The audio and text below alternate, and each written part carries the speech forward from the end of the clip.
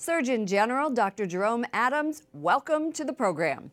It's good to be here. Thank you so much for coming. Your public advisory issued yesterday, the first in 13 years, says that anyone who knows somebody who could be addicted to opioids should carry naloxone, commonly known as Narcan, in order to help them if they do have an overdose.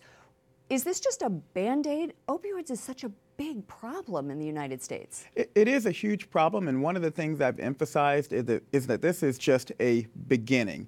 It should be a beginning of a conversation, but it's a necessary beginning.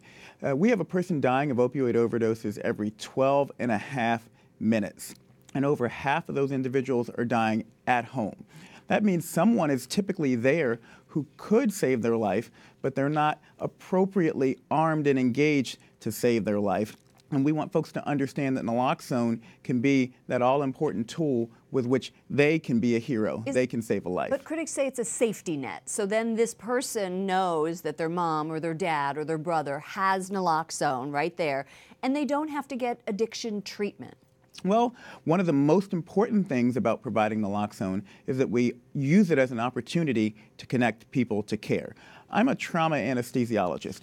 We know that when someone comes in and they're bleeding, that we will likely have to take them to a more definitive surgery. But the first thing we do is stop the bleeding. In this Easter season, it really is important that we remember the story of Jesus, the story of how he didn't turn away anyone. He didn't say, we're not going to worry about you because you're just going to go back and do this all over again.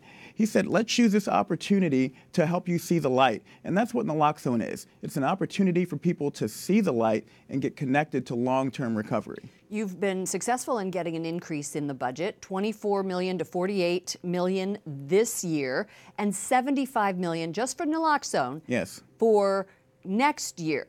What are the other prongs that we need to focus on, and how much money are you going to be spending on addiction treatment and the other pieces? Well, one of the things that's important for us to understand is we can't spend our way out of this problem. We've got to work smarter and harder, but funding is a big piece of it. And so President Trump has dedicated $6 billion in his budget to responding to the opioid epidemic, more than has ever been dedicated to this epidemic before.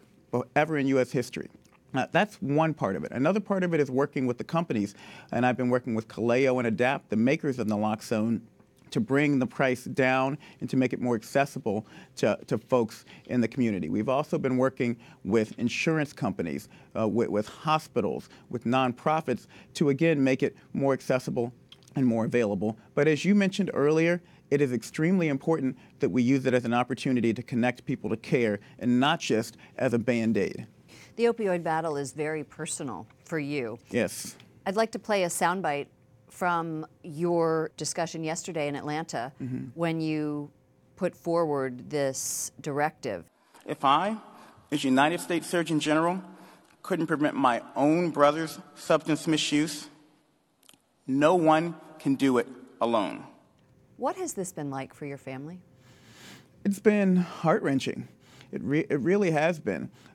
I've watched my little brother Philip, I love him dearly, go down this pathway, and I've tried to intervene. Stigma has been a problem for our family and for Philip and even for me. You know, if I'm being completely honest with you, I've been embarrassed in the past to talk about my brother's substance misuse.